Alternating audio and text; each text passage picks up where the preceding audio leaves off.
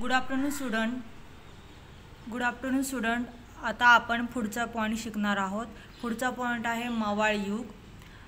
बघा, 1885 ते 1905. आता मवाळ युग शांततेच्या आणि सनदेशीर मार्गाने स्वातंत्र्यासाठी लढा देणाऱ्यांना मवाळवादी असे म्हणतात.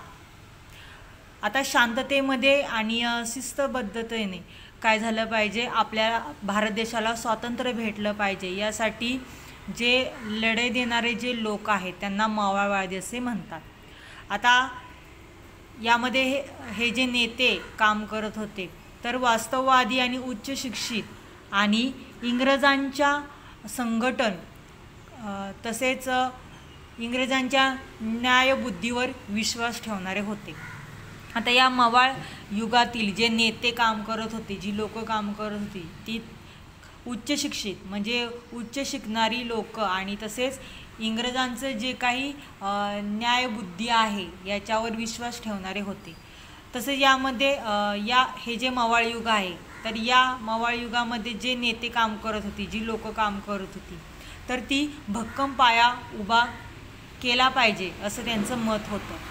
तर स्वातंत्र्य प्राप्तीसाठी किंवा भारत देश स्वतंत्र होण्यासाठी आपण जे काही काम करत आहे ते आपण धाडसी वृत्तीने काम केलं पाहिजे ना, आणि आपल्याला भारत देशाला स्वातंत्र्य भेटलं पाहिजे या मताचे या मवाळ युगातले नेते आणि लोक होती. तसेच पाश्चिमात्य जे शिक्षण आहे, प्रदेशातलं जे शिक्षण आहे, ते मिळालेले जे स्वातंत्र्य आहे, समता आहे, बंधुता, ही जी मूल्ये आहे त्या मूल्यांच्या त्यांच्यावर काय झाला होता, प्रभाव त्या लोकांच्यावर, मवाळ युगातील लोकांच्यावर होत होता.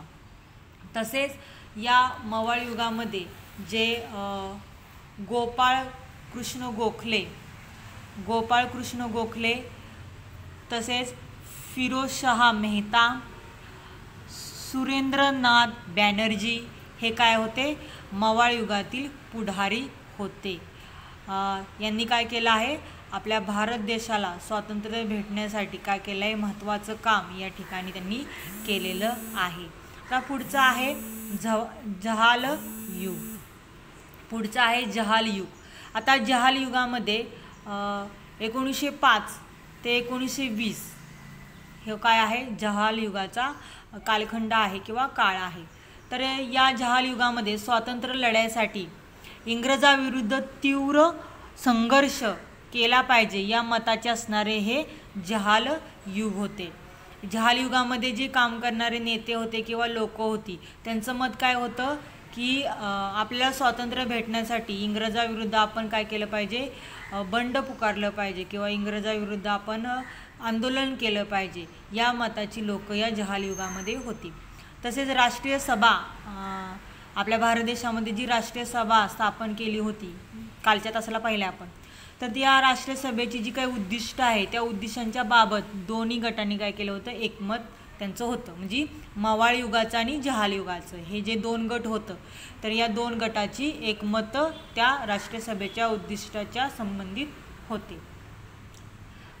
मात्र ही जी उद्दिष्ट होती राष्ट्रीय सभेची, ही जी काही उद्दिष्ट होती, ही उद्दिष्ट कोणत्या मार्गाने साध्य करायची, मग त्या मार्गाबाबत दोन्ही गटामध्ये काय झाला होता, मतभेद झालेला होता.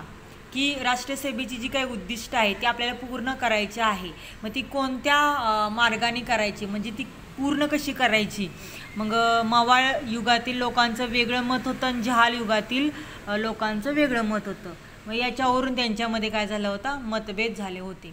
तर यामध्ये लाला लजपत राय, लोकमान्य टिळक, बिपिनचंद्र पाल हे जहाल पुढारी होते. जहाल युगामधले हे काय होते, हे मेन जहाल युगातले हे मेन काय होते, पुढारी होते. तसेच बघा, लक्षावधी लोकांना स्वातंत्र्य चळवळीत उतरून सरकारविरुद्ध संघर्ष केला तरच स्वातंत्र्य भेटेल, यावर जहालवाद्यांचे काय होतं, एकमत होतं. या जहाल मध्ये जी काही काम करणारी लोक आहे त्यांचं काय मत होतं की भरपूर प्रमाणामध्ये लोक जर चळवळीसाठी किंवा आंदोलनासाठी एकत्र आली तर आपण काय करू शकतो, इंग्रजाविरुद्ध मोठ्या प्रमाणामध्ये संघर्ष करू शकतो आणि आपलं स्वातंत्र्य मिळवू शकतो, असं जहाल युगातील लोकांचं मत होतं, विचार होतं. तसं यामध्ये सशस्त्र बंडाची भूमिका न घेता त्यांनी काय केलं, व्यापक जन आंदोलनाचा मार्ग स्वीकारला. म्हणजे शस्त्रांचा वापर करायचा नाही असा विचार करून त्यांनी काय केलं, मोठ्या प्रमाणामध्ये आपण इंग्रजाविरुद्ध कसं मोठं आंदोलन करू आणि यामध्ये कसं लोकांचा सहभाग मोठा वाढवू याचा विचार करून त्यांनी जन आंदोलनाचा मार्ग स्वीकारला. तसेच हे जे जहाल युगातील हे जे लोक आहेत तर स्वातंत्र्याच्या चळवळीचा पाया त्यांनी घातलेला आहे. तर ही चळवळ पुढे नेण्याचे कार्य जहालवाद्यांनी केलेले आहे की आपल्याला काय भेटलं पाहिजे, स्वातंत्र्य भेटलं पाहिजे. यासाठी त्यांनी काय केलं होतं की चळवळ, मोठी चळवळ इंग्रजाविरुद्ध तयार केली होती. त्यामध्ये मोठ्या प्रमाणामध्ये लोकांचा समावेश करून घेण्याचा प्रयत्न या जहाल युगातील लोकांनी केला होता. तसेच या जहालवादी नेत्यांनी जे अनुसरलेले मार्ग आहेत किंवा साधने आहेत ते इथं दिलं आहे की हे जहाल युगामधले जे काही नेते होते, जे काही मेन कार्यकर्ते होते, तर त्यांनी काय केलं तर वृत्तपत्रे हा मार्ग याचा स्वीकारला. आणि वृत्तपत्रातून त्यांनी काय केलं, वृत्तपत्रामध्ये लोकमान्य टिळकांनी काय केलं, मराठा व केसरी या नावाची वृत्तपत्रे त्यांनी सुरू केली. आणि इंग्रजांचं धोरण कसं आहे किंवा इंग्रज भारतीयांशी कसे वागतात त्याच्यामध्ये कठोर त्यांनी टीका केली. तसेच अमृत बाजार नावाची त्यांनी काय केली, पत्रिका काढलेली आहे. आणि या पत्रिकेतून त्यांनी काय केलं आहे की जहालमतवादी विचारांचं त्यांनी काय केलं आहे, त्यातून त्यांनी मांडलेलं आहे. नंतरनी राष्ट्रीय उत्सव यामध्ये त्यांनी काय केले, लोकमान्य टिळकांनी शिवजयंती आणि सार्वजनिक गणेश उत्सव हे जे राष्ट्रीय उत्सव आहे आपल्या भारत देशातले, हे महत्त्वाचे असे उत्सव किंवा सण आहेत की त्यामध्ये त्यांनी काय केलं आहे, जी शिवजयंती आहे किंवा सार्वजनिक गणेश उत्सव आहे तर यामध्ये त्यांनी काय केलं आहे की यांचं आयोजन केलं आहे. यांचे कार्यक्रम लोकमान्य टिळकांनी भारतामध्ये राबवलेले आहे. मग आसपासमधले जे काही मतभेद आहे, म्हणजे भारतामध्ये जी लोक राहत आहेत, म्हणजे भारतामध्ये लोक एकत्र येण्यासाठी आणि त्यांच्यामध्ये विचारांचा आदानप्रदान, म्हणजे त्यांच्या मनामध्ये कोणत्याही प्रकारचा राग किंवा वाईटपणा न राहावा यासाठी लोकांना एकत्र आणण्यासाठी आणि विचारांची देवाणघेवाण होण्यासाठी राष्ट्रपुरुषांच्या कार्यातून लोकांची प्रेरणा व्हावी या त्यामागील काय होता, उद्देश होता आणि कारण होतं. त्यामुळे लोकमान्य टिळकांनी काय केलं होतं, शिवजयंती आणि सार्वजनिक गणेशोत्सव हे सण किंवा उत्सव त्यांनी आयोजित करण्यासाठी त्यांनी प्रयत्न केले होते. तसेच राजकीय कारणासाठी एकत्र याला सरकार बंदी घालेल. इंग्रज लोक काय करतील की राजकीय कारणासाठी भारत देशामध्ये जे काही राजकीय कारण आहेत किंवा राजकारणामध्ये जे काही समस्या आहेत त्या समस्या सोडवण्यासाठी जर भारतीय लोक एकत्र आले आणि जर इंग्रज लोकांनी त्यांना जर त्यांच्यावर जर बंदी घातली तर धार्मिक कारणासाठी घालू शकणार नाही. आणि असे टिळकांना ते वाटत होतं की जरी वेगवेगळ्या धर्मातले वेगवेगळ्या जातीतले लोक एकत्र आले तरी त्यामध्ये इंग्रज लोक फूट पाडणार नाही याची काळजी लोकमान्य टिळकांनी घेतली आहे आणि त्यासाठी त्यांनी प्रयत्न केले आहे. तसेच राष्ट्रीय शिक्षण याच्यामध्ये स्वभाषा आहे, स्वसंस्कृतीविषयी प्रेम आहे, ही बाळगणारी पिढी निर्माण व्हावी. म्हणजे आपल्या भारत देशामध्ये जी काही मुलं मुली आहेत किंवा तरुण मंडळी आहेत ती आपल्या भारताविषयी प्रेम असणारी किंवा आपल्या भाषेविषयी प्रेम असणारी, आपल्या संस्कृतीविषयी प्रेम असणारी ही पिढी तयार व्हावी यासाठी राष्ट्रीय शिक्षणाची गरज आहे असं लोकमान्य टिळकांना वाटत होतं. आणि राष्ट्रीय शिक्षण देण्यासाठी जहाल नेत्यांनी शिक्षण संस्थांची स्थापना केली. मग जहाल युगामधले जी लोक काम करत आहेत किंवा नेते काम करत आहेत तर त्यांनी काय केलं, राष्ट्रीय शिक्षण हे महत्त्वाचं आहे यासाठी त्यांनी शिक्षण संस्थेची त्यांनी काय केली, स्थापना केली. तसेच बघा 1897 मध्ये पुण्यामध्ये काय झालं होतं की प्लेगच्या साथीने हाहाकार उडवलेला होता. म्हणजे 1897 सालीमध्ये पुण्यामध्ये प्लेग हा जो मोठा आजार आहे, तर त्या प्लेगचा हा मोठा आजार किंवा प्लेगची साथ आली होती आणि यामध्ये भारत देशामध्ये शेकडो लोक मृत्युमुखी पडलेले होते. तर या साथीला आटोक्यात आणण्यासाठी नेमलेला रॅड या अधिकाऱ्याने काय केलं आहे, प्लेगचे रोगी शोधण्याची मोहीम सुरू केली. आता हा जो रॅड नावाचा जो इंग्रजी अधिकारी आहे त्यांनी काय केलं की त्याला प्लेगचे रोगी शोधण्याची त्यांनी मोहीम सुरू केली होती. म्हणजे ज्या ठिकाणी ज्या लोकांना हा प्लेगचा आजार झाला आहे त्या लोकांना शोधण्याचं काम या इंग्रज अधिकारी रॅड नावाचे या अधिकाऱ्याचं काम होतं. लोकांवर झालेले जबरदस्ती बदला म्हणून चापेकर बंधूंनी काय केला, रॅडचा वध केला. पण हा जो इंग्रजी अधिकारी रॅड नावाचा आहे तर हा काय करत होता की खरंच ज्या लोकांना प्लेगचा रोग झाला आहे ती लोक शोधायची होती, पण ज्या लोकांना प्लेगचा आजार झालेला नाही त्या लोकांना सुद्धा हा जो इंग्रजी अधिकारी रॅड आहे तो पण काय करत होता, जबरदस्तीने त्या लोकांना तो पकडत होता. मग हा जो अन्याय होत होता भारतीय लोकांच्यावर, मग हा जो लोकांच्यावर अन्याय होत होता तर याचा बदला घेण्यासाठी जे चापेकर बंधू आहेत भारत देशातले, जे भारत देशामध्ये असणारे जे चापेकर बंधू आहेत, तर या चापेकर बंधूंनी काय केलं, हे समाजसुधारक किंवा क्रांतिकारक होते चापेकर बंधू. म्हणजे इंग्रज लोक आपल्या भारतीय लोकांच्यावर जबरदस्ती करतायत, कारण नसताना त्यांना अटक करतायत. ज्या लोकांना प्लेगचा आजार झालेला नाही आहे तरी पण त्या लोकांना ते ताब्यात घेत आहेत. तर हा जो अन्याय होतो याचा बदला म्हणून चापेकर बंधूंनी काय केलं, हा जो रॅड नावाचा इंग्रजी अधिकारी आहे त्याचा वध केला होता. म्हणजे त्याच्यावर त्यांनी गोळ्या झाडल्या होत्या. आणि या कटामध्ये म्हणजे हा जो डाव होता तर यामध्ये टिळकांचे नाव जोडण्याचा सरकारचा प्रयत्न अयशस्वी झालेला आहे. म्हणजे हा जो रॅड नावाचा वध केलेला आहे, गोळ्या झाडून याचा वध केला आहे, यामध्ये टिळकांचा पण हात आहे. म्हणजे टिळकांनी पण सहकार्य केले असं इंग्रजांचं मत होतं, पण ते यामध्ये काय झालेत, अयशस्वी झालेले आहेत. तरी पण सरकारने काय केलं, लोकमान्य टिळकांना या रॅडच्या वधाखाली त्याच्या नावाखाली काय केलं होतं, तुरुंगात टाकलं होतं. अशा पद्धतीने काय झालं होतं की पुण्यामध्ये ही प्लेगची साथ आली होती. त्यामध्ये जे लोकांच्यावर अन्याय होत होते आणि जो अन्याय करणारा हा रॅड नावाचा इंग्रजी अधिकारी होता तर त्याला चापेकर बंधूंनी काय केलं होतं, त्याचा वध केला होता. आणि याच्या नावाखाली लोकमान्य टिळकांना इंग्रजांनी काय केलं होतं, तुरुंगात टाकलं होतं. याच्यावर स्वाध्यायामध्ये प्रश्न विचारला आहे, त्याचं उत्तर इथंच आहे. आता पुढचा जो पॉईंट आहे तो आहे पुढचा जो पॉईंट आहे तो आहे बंगालची फाळणी. आता पुढचा जो पॉईंट आहे तो आहे बंगालची फाळणी.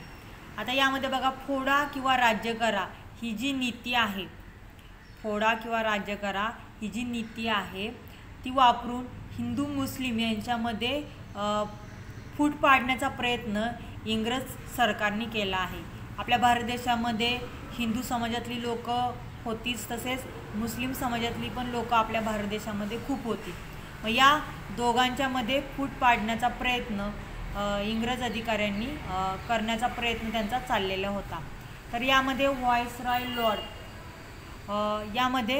व्हॉइसरॉय लॉर्ड कर्झन यांनी काय केलं होतं, 1905 साली प्रशासकीय कारण दाखवलं होतं. म्हणजे हा जो इंग्रजी अधिकारी आहे यांनी काय केलं होतं, व्हॉइसरॉय लॉर्ड कर्झन नावाचा जो इंग्रजी अधिकारी आहे त्यांनी काय केलं होतं की 1905 मध्ये त्यांनी एखादं कारण सांगितलं आणि बंगाल प्रांताची फाळणी केली की बंगाल हा मोठा प्रांत आहे आणि याचा जो काही कारभार आहे याच्यामध्ये काहीतरी गडबड होते, असं काहीतरी या इंग्रजी अधिकाऱ्यांनी सांगून त्यांनी काय केली, बंगालची फाळणी केली.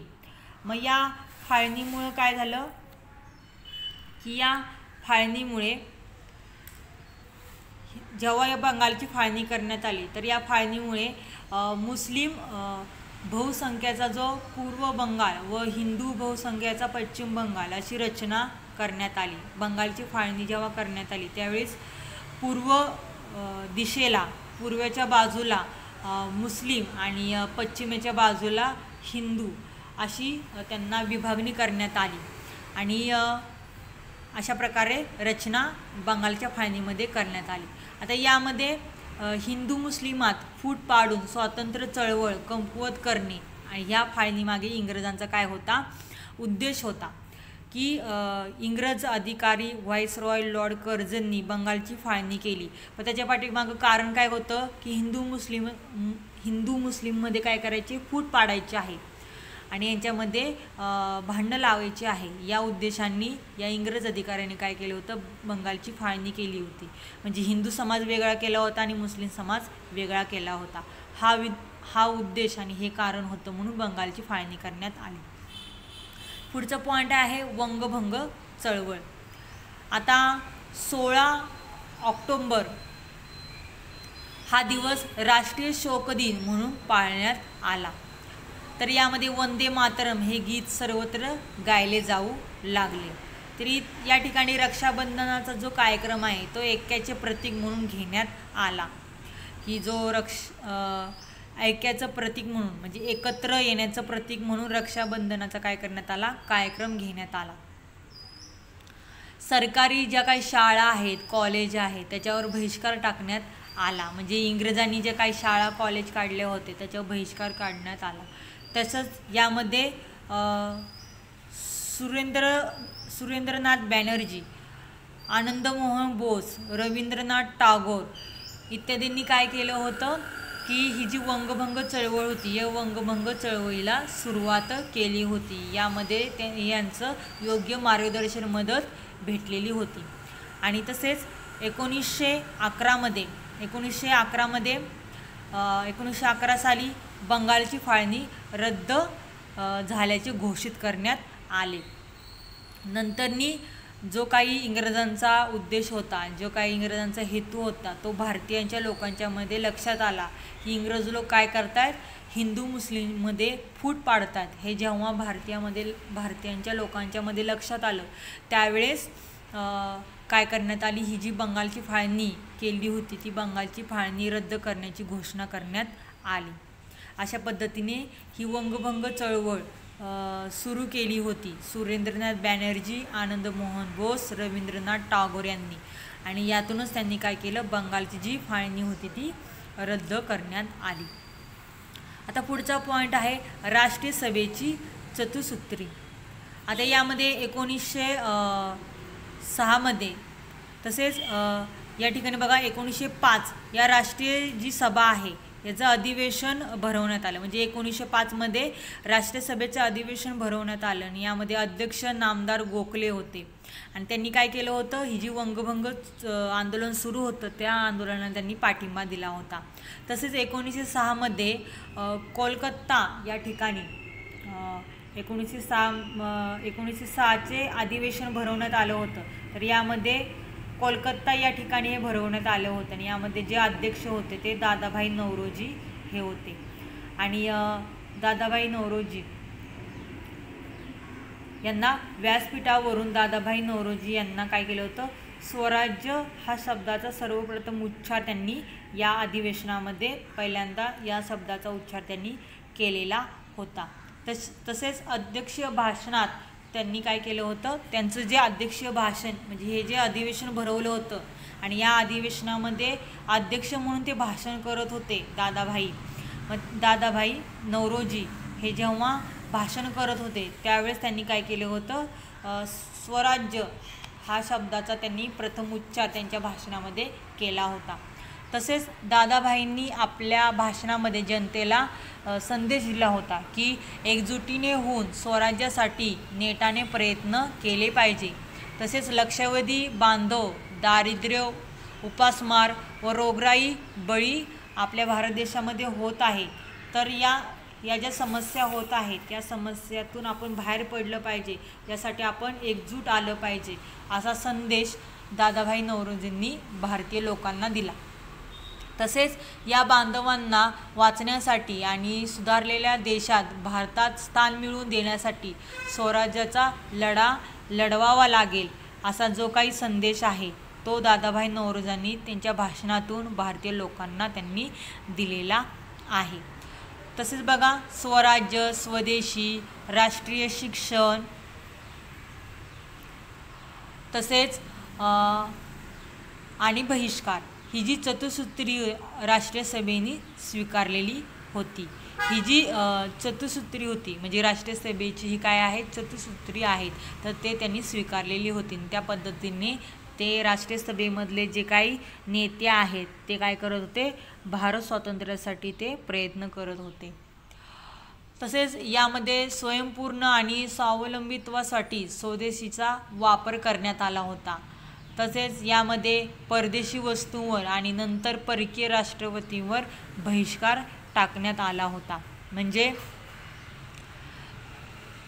जे काही बाहेरच्या प्रदेशातील जी काही राष्ट्र होत होती, म्हणजे बाहेरच्या प्रदेशातला जो काही व्यापार होत होता, तर त्या व्यापाराचा फायदा भारत देशाला होत नव्हता, तर त्याचा फायदा बाहेरच्या प्रदेशाला होत होता. तर याच्यावर भारत देशाने काय केला होता की बहिष्कार टाकला होता. तसेच राष्ट्रीय शिक्षणासाठी भारतीयांच्या शाळा स्थापन करण्यात आल्या होत्या की राष्ट्रीय शिक्षण भारतातल्या लोकांनी घेतलं पाहिजे, त्यासाठी राष्ट्रीय शिक्षणाच्या संस्था भारत देशाने स्थापन केल्या होत्या. तसेच स्वराज्य हे चळवळीचे अंतिम ध्येय आहे, त्यामुळे आपल्या भारताला स्वातंत्र्य भेटण्यासाठी किंवा आपलं भारत देशामधलं जे स्वराज्य आहे ते मिळवण्यासाठी आपण एकत्र येऊन या चळवळीला किंवा आंदोलनांना मदत केली पाहिजे, असं भारतीय लोकांचं काय होतं, मत आणि विचार होतं. तर अशा पद्धतीने ही काय होती, राष्ट्रीय सभेची चतुसूत्री होती. तसेच बघा, पुढचा जो पॉईंट आहे तो आहे जहाल व मवाल यांच्यातील मतभेद. आता हे जे दोन गट आहेत, जहालचा एक गट आहे आणि मवाळचा एक गट आहे, यांच्यामध्ये कसं मतभेद झाले आहे, त्याच्या पाठीमागं कारण काय आहे. तर बघा, स्वदेशी व बहिष्कार हे जे ठराव बाजूस ठेवण्याचा मवाळवाद्यांचा प्रयत्न होता की आपल्या भारत देशामध्ये जे काही स्वदेशी झाले आहे, म्हणजे बाहेरच्या देशामध्ये जे काही व्यापार होतो तो बंद करण्याचं जे त्यांचे विचार होते. तसेच इंग्रज अधिकाऱ्यांनी जे काही काम केलं होतं भारत देशामध्ये, त्यावर जे काही बहिष्कार घालण्यात आले होते. मग हे जे काही ठराव होत होते, म्हणजे याच्यावर जे काही नेते काम करत होते, तर याच्यावर मवाळवाद्यांचा ते बाजूला विषय ठेवण्याचा प्रयत्न चाललेला होता. तसेच हा जो प्रयत्न आहे तो अयशस्वी होऊ न देण्याचा जहालांचा आग्रह होता. म्हणजे बघा, एकीकडे मवाळमधली लोक काय करत होती, जे काय आपल्या भारत देशामध्ये चालला आहे तो विषय ती त्याच्याकडे ती दुर्लक्ष करत होती.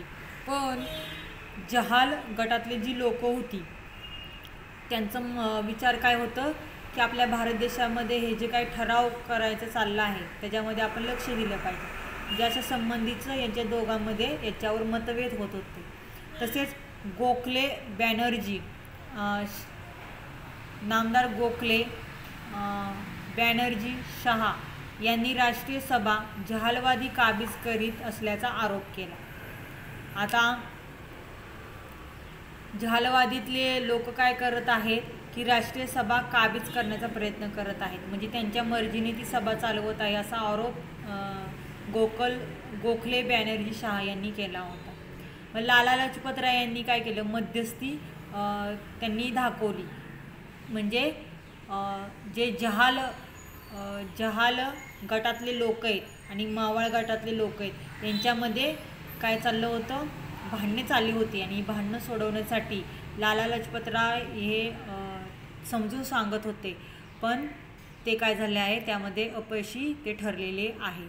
तसेच राष्ट्रीय व्यासपीठ असलेले जे राष्ट्रीय सभेत फूट पडू नये देण्याचे टिळकांचे प्रयत्न सुरू होते. आता लोकमान्य टिळक काय प्रयत्न करत होते की आपली जी राष्ट्रीय सभा आहे, लोकमान्य टिळक बघा काय प्रयत्न करत होते की आपल्या भारत देशामध्ये जी राष्ट्रीय सभा स्थापन करण्यात आलेली आहे आणि या राष्ट्रीय सभेमध्ये जहाल व मावाळ या दोघांच्यामध्ये काय होत आहे, भांडणे होत आहेत. त्याच्यामुळं राष्ट्रीय सभा काय होईल, राष्ट्रीय सभेमध्ये फूट पडेल किंवा या जहालमधले लोक आणि मावाळमधले लोक यांच्यामध्ये काय होईल, एकमेकांच्यामध्ये द्वेष निर्माण होईल किंवा वाईटपणा निर्माण होईल.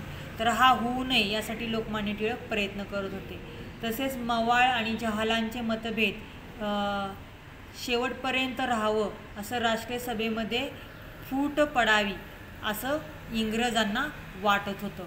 म्हणजे बघा इंग्रज लोकांना काय वाटत होतं की हे जे जहाल युग आणि मवाळ युग भारत देशामध्ये हे दोन गट तयार झाले आहे, तर याच्यामध्ये कशी भांडणं लागतील याचा विचार आणि यासाठी प्रयत्न इंग्रज अधिकाऱ्यांनी केलेले होते.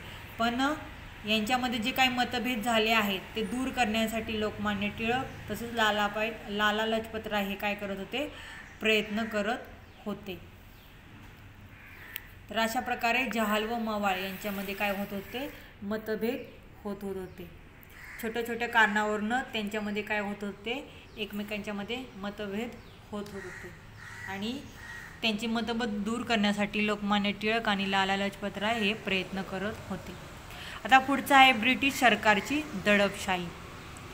तर यामध्ये बंगालच्या फाळणीनंतर म्हणजे जेव्हा बंगालची फाळणी करण्यात आली आणि काही कारणाने ती बंगालची फाळणी रद्द करण्यात आली, तर हे झाल्यानंतर जे भारत देशामध्ये जे जल आंदोलन उभं राहिलं म्हणजे लोकांनी जे आंदोलन सुरू केलं होतं, तर त्या जे आंदोलन झालं आहे तर ते आंदोलन मोठ्या संख्येमध्ये ते होणारं जे आंदोलन पाहून जे ब्रिटिश सरकार आहे ते अस्वस्थ झालेलं होतं.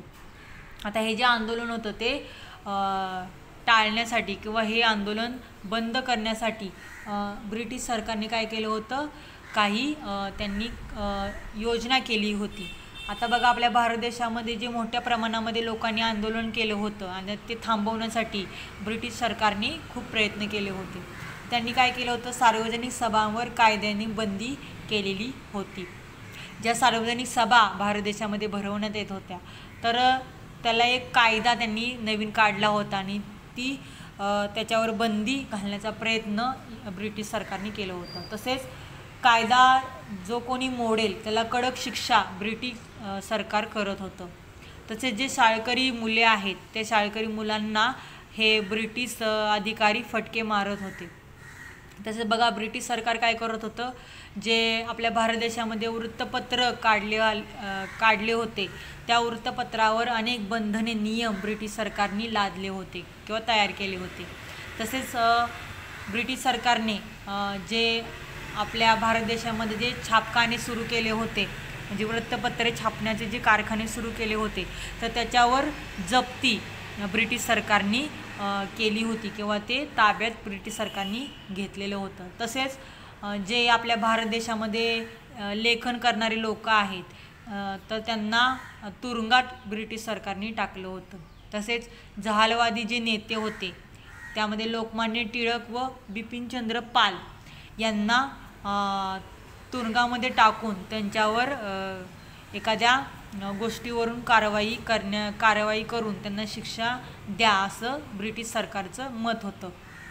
तर हे जे सगळं ब्रिटिश सरकारचं काम चाललं होतं ते कशासाठी चाललं होतं, तर जे भारत देशातली जी लोकं आहेत ती मोठ्या संख्येने एकत्र येऊन आंदोलन करत आहेत आमच्या विरुद्ध म्हणजे इंग्रजाविरुद्ध काय करत आहेत, ते आंदोलन करत आहे. मग ते आंदोलन बंद पाडण्यासाठी या इंग्रज अधिकाऱ्यांनी किंवा या इंग्रज सरकारने काय केलं होतं, आपल्या भारत देशामध्ये नवनवीन कायदे नियम काढून ते काय करत होते, भारतमधल्या लोकांवर ते जबरदस्ती करत होते. तर अशा पद्धतीने हे काय होतं, ब्रिटिश सरकारची दडपशाही. तर अशा पद्धतीने आपण आज हे पॉईंट पाहिले आहेत. तर आजच्या तासाला एवढंच, पुढच्या तासाला भेटूया.